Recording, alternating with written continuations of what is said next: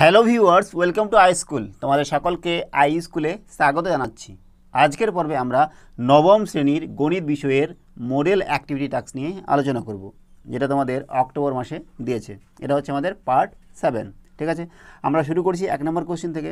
আমাদের কি দেওয়া আছে 1 নম্বরে, যে এমসিকিউ দেওয়া আছে 1 ক্রয় মূল্য ও বিক্রয় মূল্যের অনুপাত 100:101 হলে শতকরা লাভ। দেখো, ক্রয় মূল্য 100 টাকা যদি হয় তাহলে বিক্রয় মূল্য 101 টাকা, তাহলে লাভ কত বলো দেখি। লাভ হচ্ছে 101 বিয়োগ 100 মানে 1 টাকা। তার মানে 100 টাকায় লাভ হচ্ছে 1 টাকা, এটাই শতকরা। তাহলে শতকরা লাভ হচ্ছে আমাদের 1 টাকা।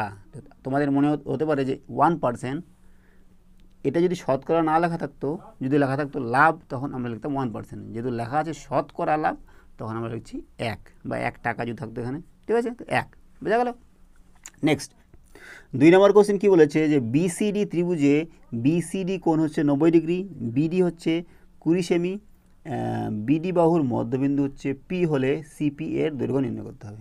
তো আমরা কী করছি, বিসিডি একটা ত্রিভুজ আঁকাচ্ছি যার বিসিডি কোণটা হচ্ছে 90 ডিগ্রি। হ্যাঁ, তো মনে করো এই যে এটা ত্রিভুজ হলো বি সি ডি, এই কোণটা 90 ডিগ্রি। তো আমরা এই ত্রিভুজটা আঁকালাম।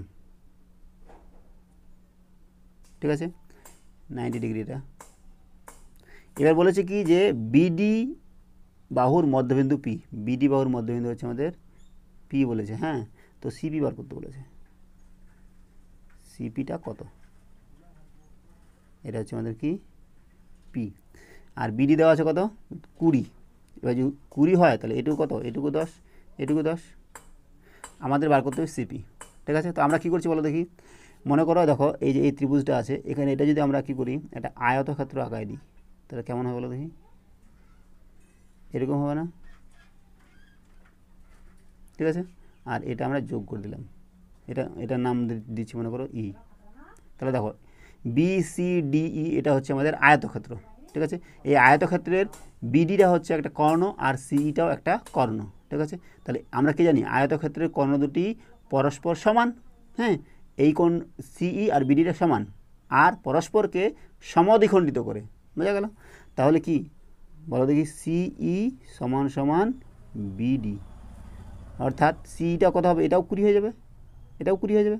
আর যেহেতু সমদ্বিখণ্ডিত করছে, তাহলে এটা সমান সমান এটা, যেরকম এটা সমান সমান এটা আছে, তো সমান যদি হয়ে যায় তাহলে এটা গোটাটাই 20, তাহলে এটাও 10, এটাও 10। তাহলে সিপি কত হচ্ছে আমাদের, সিপি সমান সমান হয়েছে 10। ঠিক আছে, 10 সেন্টিমিটার। আমাদের উত্তর হবে বি নাম্বারটা। বোঝা গেল? চলে হচ্ছে নেক্সট আমরা, যে একটি ঘড়ির মিনিটের কাঁটা ও ঘন্টার কাঁটার গতিবেগ অনুপাত। একটা ঘড়ি আছে মনে করো, এই ঘড়িটার মিনিটের কাঁটা আর ঘন্টার কাঁটা।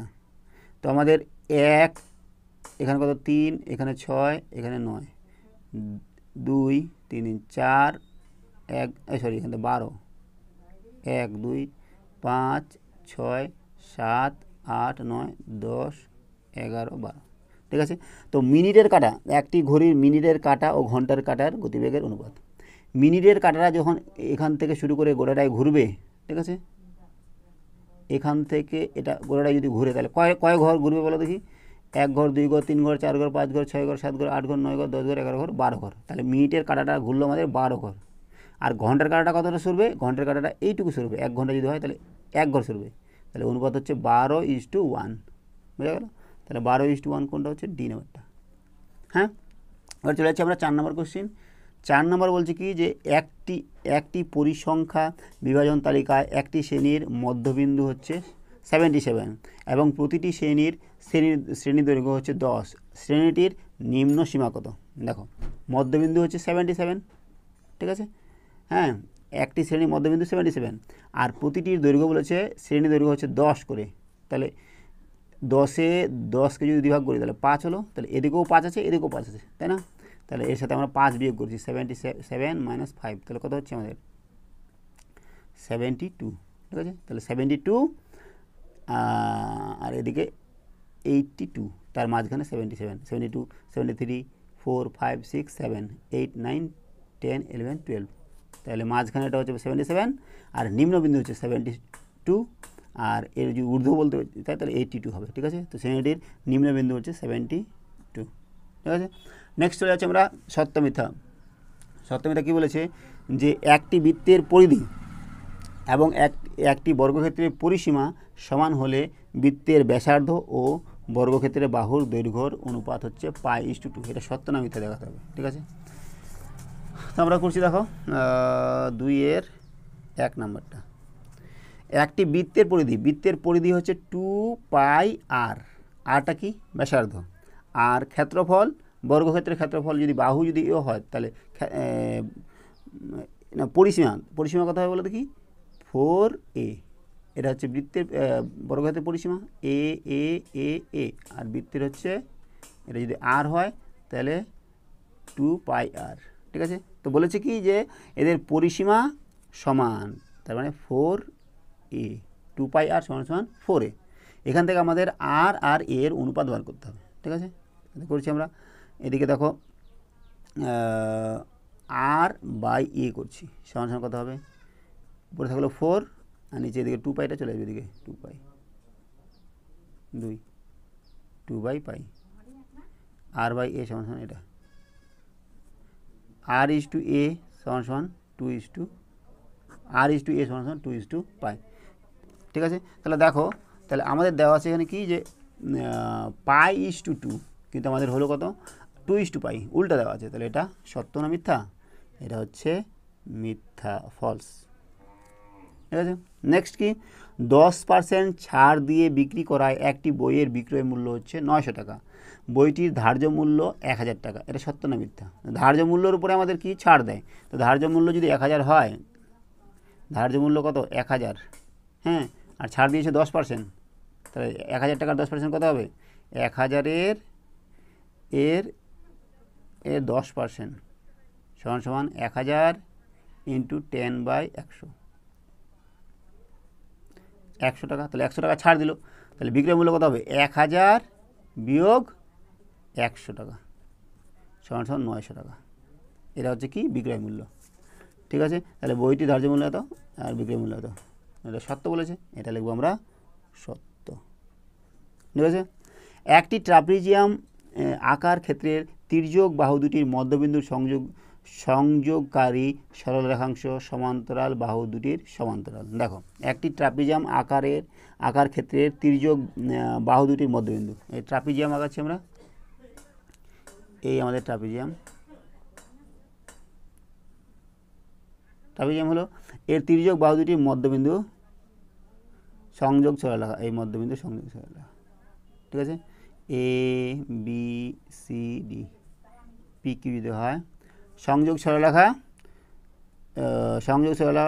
সরল রেখাংশ সমান্তরাল বাহু দুটির সমান্তরাল, হ্যাঁ, তাহলে এটা হচ্ছে এদের সমান্তরাল, এটা আমাদের একটা উপপাদ্য আছে, তাহলে এটা সত্য বলেছে, 3 নম্বরটাও সত্য। নেক্সট বলেছে কি, যে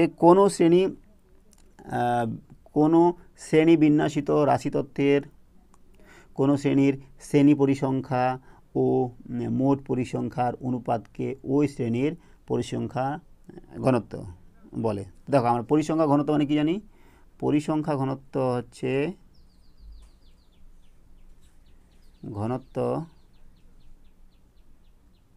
সমান হচ্ছে শ্রেণী পরিসংখ্যা ডিভাইডেড বাই শ্রেণী দৈর্ঘ্য। তাহলে শ্রেণী পরিসংখ্যা ও পরিসংখ্যার অনুপাতকে শ্রেণীটির পরিসংখ্যা ঘনত্ব বলে না, এটা ভুল বলেছে। যদি বলতো যে শ্রেণী পরিসংখ্যা এবং শ্রেণী দৈর্ঘ্যের অনুপাতকে পরিসংখ্যা ঘনত্ব বলে তাহলে ঠিক ছিল, তাহলে এটা আমাদের ফলস হচ্ছে, বোঝা গেল। নেক্সট চলে আছে আমরা সংক্ষিপ্ত উত্তরধর্মী প্রশ্ন, যে একটি সমবাহু ত্রিভুজ ABC এর প্রতিটি বাহুর দৈর্ঘ্য 8 সেমি, ABAC এর মধ্যবিন্দু যথাক্রমে P এবং Q, PQ এর দৈর্ঘ্য এবং APQ এর মান নির্ণয় করো, ঠিক আছে। আমরা করছি 3 নম্বর, একটা সমবাহু ত্রিভুজ, তাই না, আমরা নিচ্ছি ABC, একটা সমবাহু ত্রিভুজ আঁকালাম ABC, ঠিক আছে। আর বলেছে কি যে প্রতিটা বাহুর দৈর্ঘ্য হচ্ছে 8 সেমি করে, এ বি এবং এসি এর মধ্যবিন্দু যত মানে P Q, A B R AC এর মধ্যবিন্দু, এ বি আর এসি এর মধ্যবিন্দু পি কিউ, পি কিউ, ঠিক আছে। কোথায় গেল পি কিউ, পি কিউ এর দৈর্ঘ্য এবং এ পি কিউ এর মান নির্ণয় করো। পি কিউ এর দৈর্ঘ্য বার করতে হবে এবং এ পি কিউ এর মানটা বার করতে হবে, এই দুইটা। আর প্রতিটা বাহু কত 8 সেমি করে, 8 8 8, ঠিক আছে। এবার দেখো তোমরা এটা পেন্সিল দিয়ে আঁকাবে, কোনো সমস্যা নেই। হ্যাঁ, তো দেখো এ বি সি একটি সমবাহু ত্রিভুজ, তাই না?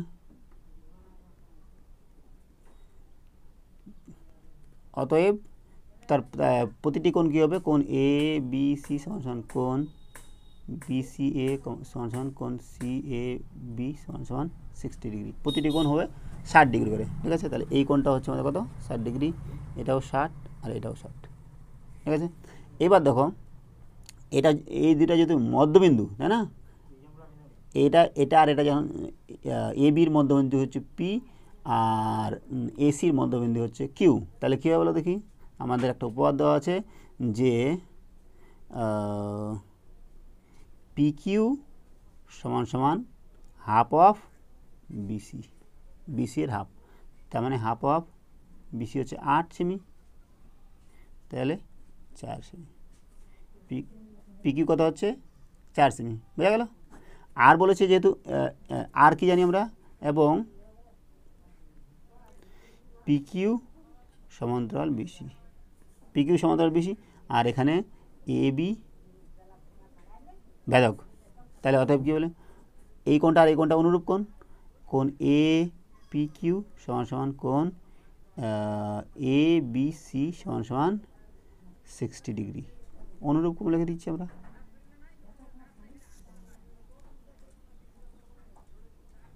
বোঝা গেল। তাহলে আমাদের এই মানটা হচ্ছে 60 ডিগ্রি আর এটা হচ্ছে 4 সেন্টিমিটার। 3 নম্বর চলে গেল, 3-এর 1 গেল এটা। 3-এর 2 কী বলেছে যে একটি সমবাহু ত্রিভুজের প্রতিটি বাহুর দৈর্ঘ্য 4 গুণ করলে ত্রিভুজটির ক্ষেত্রফল শতকরা কত বৃদ্ধি পাবে। করছি আমরা।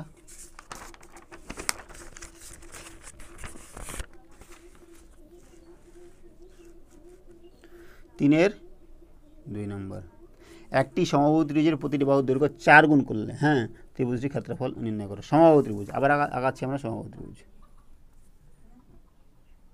সমবাহু ত্রিভুজ এ বি সি একটা সমবাহু ত্রিভুজ, তার প্রতিটি বাহু এ এ এ, ঠিক আছে। দেখো ধরি এ বি সি সমবাহু ত্রিভুজের প্রতিটি বাহু এ একক, বোঝা গেল। প্রতিটি বাহু আমরা এ এ ধরলাম, তাহলে ক্ষেত্রফল কত হবে। হ্যাঁ, তাহলে ক্ষেত্রফল কত বলছে না, অতএব ত্রিভুজ এ বি সি এর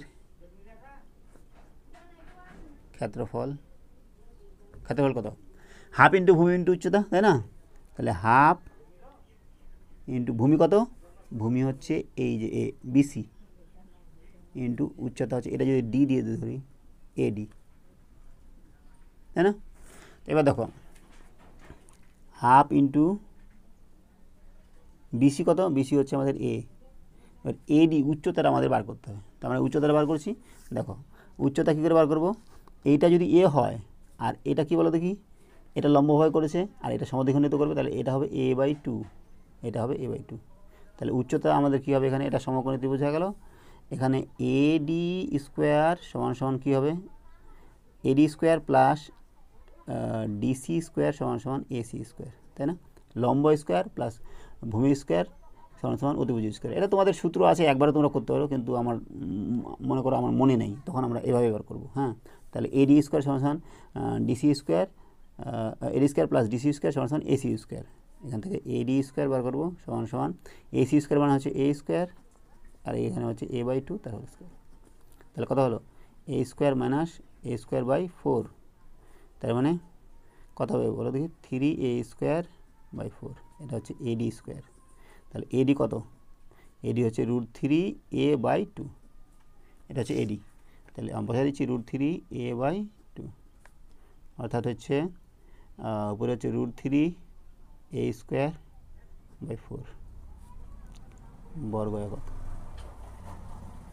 ঠিক আছে, এইবার বলেছে কি যে ত্রিভুজটি প্রতিটি বাহু 4 গুণ হলে ত্রিভুজটির ক্ষেত্রফল নির্ণয় করো। কতটা শতকরা বৃদ্ধি পাবে? দেখো, ত্রিভুজটির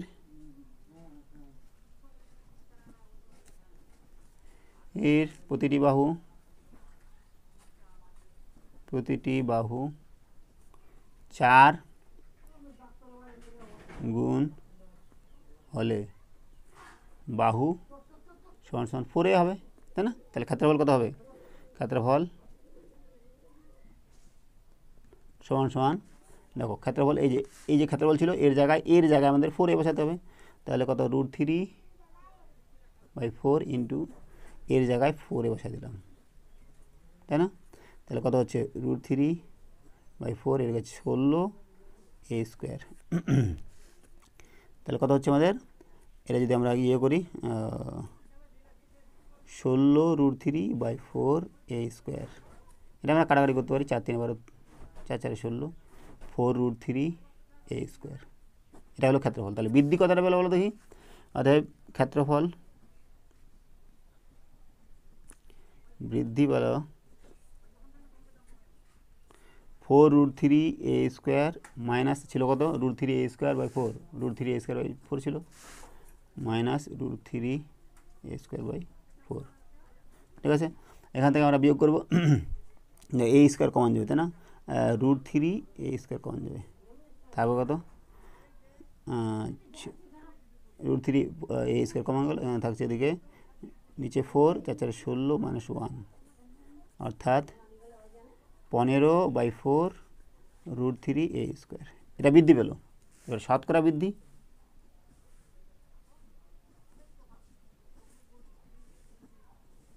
সমান সমান যেটা বৃদ্ধি পেল 15√3/4a² বাই, হ্যাঁ এটা ছিল এখান থেকে বৃদ্ধি পেয়েছে, ডিভাইডেড বাই √3a²/4 ইন্টু শতকরা, যেহেতু তাহলে 100%, 100 দিয়ে গুণ করতে হবে। ঠিক আছে, তো দেখো এইবার আমরা করছি কি, 15√3a²/4 ইন্টু 4/√3a² ইন্টু 100, 4 কেটে গেল, এটা কেটে গেল, এটা কেটে গেল, 15 ইন্টু 100, তাহলে 1500। তাহলে শতকরা বৃদ্ধি হচ্ছে আমাদের 1500, বোঝা গেল? তা আমরা লিখতে পারি ত্রিভুজটির ক্ষেত্রফল, অতএব ত্রিভুজটির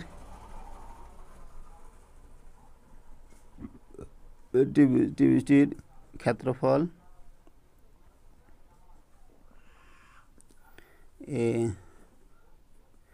ক্ষেত্রফল 1500% বৃদ্ধি পাবে, বোঝা গেল?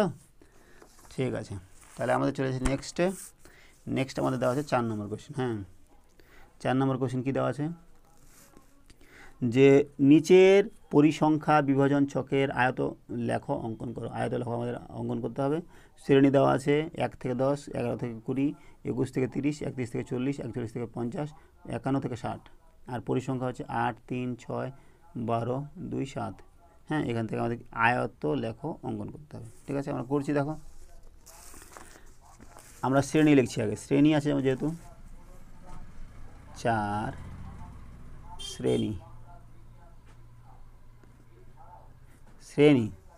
শ্রেণী কত কত আছে? 1 থেকে 10, তারপরে হচ্ছে 11 থেকে 20, 21 থেকে 30, তারপরে 31 থেকে 40, 41 থেকে 50, 51 থেকে 60। ঠিক আছে, এইবার পরিসংখ্যা আমরা কী করবো? শ্রেণী সীমানা বার করবো।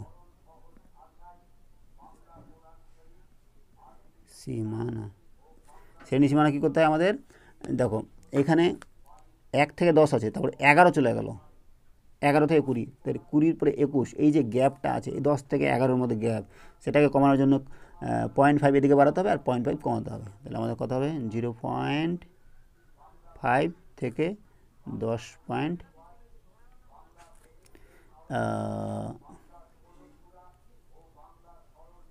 10 পয়েন্ট কত 5, ঠিক আছে। এদিকে হচ্ছে আমাদের কত 10.5 থেকে 20.5, এটা হচ্ছে 20.5 থেকে 30.5, এখানে 30.5 থেকে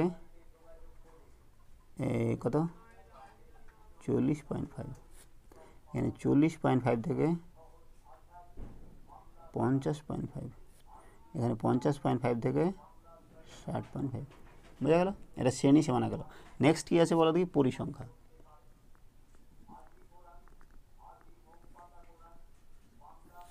আট, 3, 6, 12, 2, 7। এবার এটাকে আমরা কী করবো, স্কেল দিয়ে সুন্দর করে দাগ দিয়ে দেবো।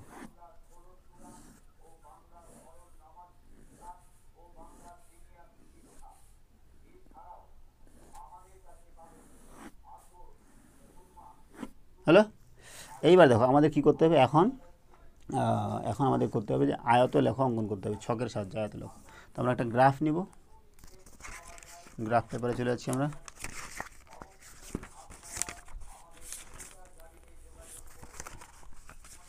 এই আমাদের গ্রাফ, হ্যাঁ। আগে আমরা গ্রাফটা আঁকানোর চেষ্টা করি, তারপরে কি ভাষায় লিখতে হবে সেটা লিখব, ঠিক আছে। তো দেখো কি করছি,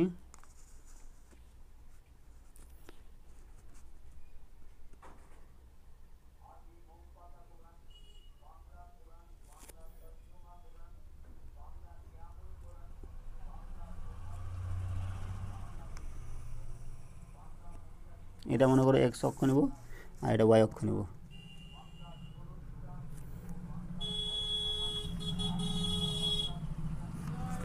নাম দিচ্ছি এক্স ও, এদিকে এক্স ড্যাশ, এদিকে ওয়াই ও ওয়াই ড্যাশ, ঠিক আছে। এইবার দেখো এক্স অক্ষ বরাবর আমরা কি করছি, যে শ্রেণী বা শ্রেণী সীমানা ধরছি, আর ওয়াই অক্ষ বরাবর ধরছি আমরা পরিসংখ্যা, ঠিক আছে। তো আমাদের শ্রেণী সীমানা শুরু হয়েছে 0.5 থেকে, ঠিক আছে। আর আমরা কি করছি, এক একটা ঘর এই বরাবর 1 স্মল ডিভিশন, মানে ও এক্স বরাবর, হ্যাঁ, এক এস ডি সমান সমান যে 2 একক ধরছি, 2 ইউনিট। আর ও ওয়াই বরাবর ধরছি 1 স্মল ডিভিশন সমান সমান ধরছি 1 ইউনিট, ঠিক আছে, এক একক। তো দেখো তাহলে এক একটা ঘর আমরা 2 ধরছি, 2, 4, 6, 8, 10 এইটুকু, হ্যাঁ। তো আমাদের শুরু হয়েছে কত থেকে বলো দেখি, 0.5 থেকে। তো আমরা কি করছি, যে এখান থেকে ধরছি না, এটা মনে করো এমনি, এখান থেকে আমরা এটা শুরু করলাম 0.5, এই পয়েন্টটাকে ধরলাম 0.5। এটা যদি 0.5 হয় তাহলে এখান থেকে কত হবে বলো দেখি, এটুকু কত, 1, 2, 3, 4, 1, 2, 3, 4, 5, 5 দুগুণে 10, তাহলে 10.5, এটা হচ্ছে 10.5। আর এটুকু কত হবে 20.5, এটা 30.5, এটা 40.5, 50.5, 60.5, 70.5। আর এদিকে আমরা এক একটা ঘর ধরেছি এক করে, তাহলে 1, 2, 3, 4, 5, এটা এখানে 10, এখানে আমাদের কত 15, 20, ঠিক আছে। তো প্রথমে দেখো পরিসংখ্যা আছে 8, হ্যাঁ। শ্রেণী সীমানা হচ্ছে 0.5 থেকে 10.5, এইটুকুর মধ্যে এটা হচ্ছে 8, পরিসংখ্যা হচ্ছে 8, হ্যাঁ। তো আমরা নিচ্ছি, দেখো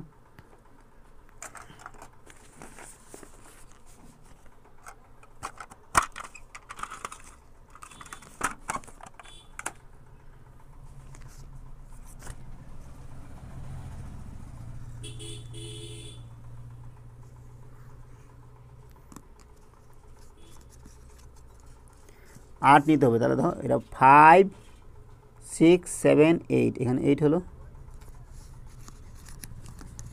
এই হলো আমাদের 8, এটাও 8, ঠিক আছে। এটা আমরা দাগ দিয়ে দিচ্ছি।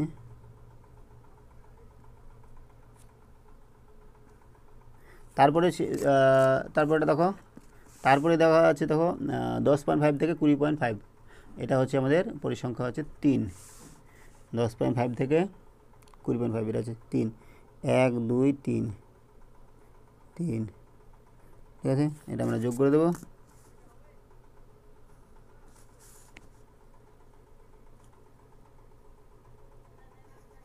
তিন, ঠিক আছে। নেক্সট কথা দেখো, তারপরে দেওয়া আছে 20.5 থেকে 30.5, এটা 6, 3 3 4 5 6, এইগুলো আমাদের 6, এটা আমরা করে দিচ্ছি।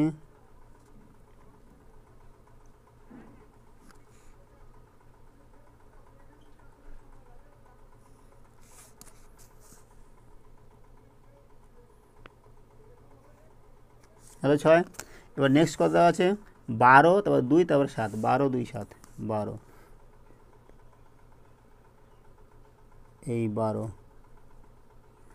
12, তারপর এটা কত বাবা 2, তো এটা কত 7, এই তো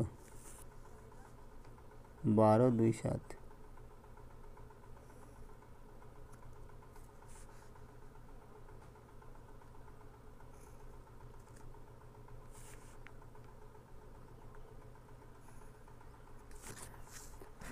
বারো, এই যে আমাদের 12 গেল, 12,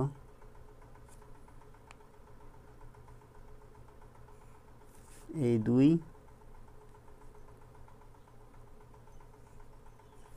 7, ঠিক আছে। তাহলে আমাদের এটা হয়ে গেল। এবার এটা আমরা কী করব, দাগ দিয়ে দেবো যেন বুঝতে সুবিধা হয়।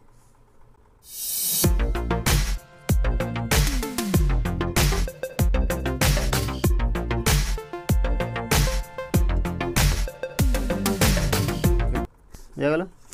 তো ও এক্স অক্ষ বরাবর 1 স্মল ডিভিশন 2 ইউনিট, আর ওয়াই অক্ষ বরাবর 1 স্মল ডিভিশন সমান 1 ইউনিট, ঠিক আছে। তো এই জিনিসটা একটু ভাষায় লিখতে হবে।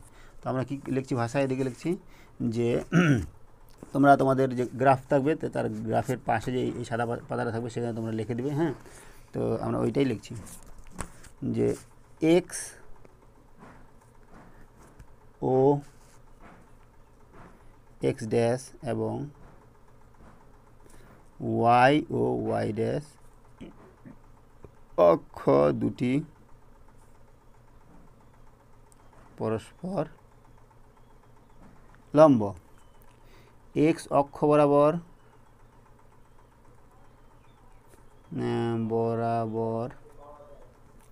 প্রতিটি ক্ষুদ্রতম বর্গক্ষেত্রের বাহুকে 2 একক এবং অক্ষ বরাবর প্রতিটি বাহুর প্রতিটি ক্ষুদ্রতম বর্গক্ষেত্রের